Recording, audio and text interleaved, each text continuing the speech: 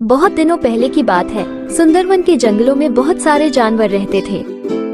उनमें एक बंदर भी था जिसका नाम बंटी था और एक खरगोश जिसका नाम गिल्लू था। दोनों में इतनी अच्छी दोस्ती थी कि वे हमेशा एक साथ खेलते, घूमते और अपना सुख दुख बांटते थे। एक दिन खेलते खेलते बंटी ने कहा, चलो दोस्त, आज कोई नया खेल खेलते हैं। बताओ, कौन सा खेल खेलने का मन है तुम्हारा? आज हम दोनों लुका छिपी खेलते हैं। ठीक है, चलो, बड़ा मजा आएगा खेलने में। वो दोनों खेल शुरू करने ही वाले थे कि तभी उन्होंने देखा कि जंगल के सभी जानवर इधर उधर भाग रहे हैं।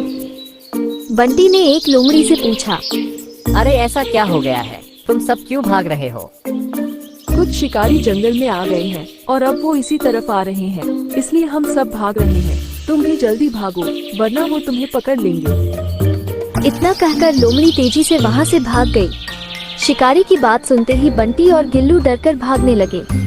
भागते भागते वे दोनों उस जंगल से काफी दूर निकल आए।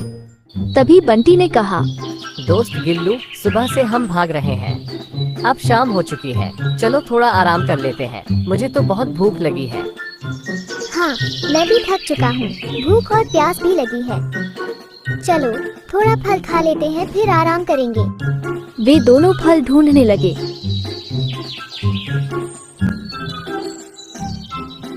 कुछ ही देर में उन्हें एक पेड़ पर फल दिखाई दिया, लेकिन पेड़ पर एक ही फल था। अब गिल्लू और बंटी दोनों सोच में पड़ गए। यदि ये फल को मैं खा लूँगा तो मेरा दोस्त भूखा रह जाएगा। नहीं नहीं, ये फल मैं बंटी को खाने देता हूँ। अरे इस पेड़ में तो एक ही फल है, इस फल को मैं खा लूँगा तो मेरा दोस्त क्या खाएगा?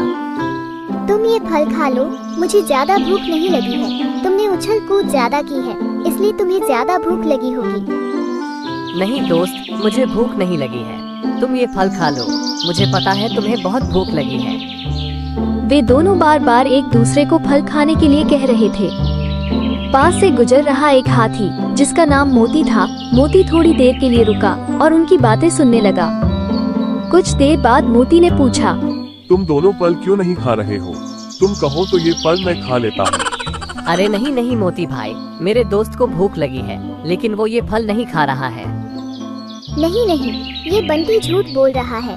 मुझे भूख नहीं लगी है, इसे भूख लगी है, लेकिन ये जिद कर रहा है कि मैं फल खा लूं।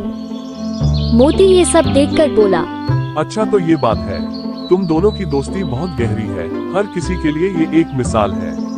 तुम दोनों ही इस फल को आधा आधा करके क्यों नहीं खा लेते? ये सुनकर गिल्लू और बंटी को मोती का सुझाव अच्छा लगा। दोनों ने आधा आधा करके फल खा लिया और फिर थकान मिटाने के लिए आराम करने लगे।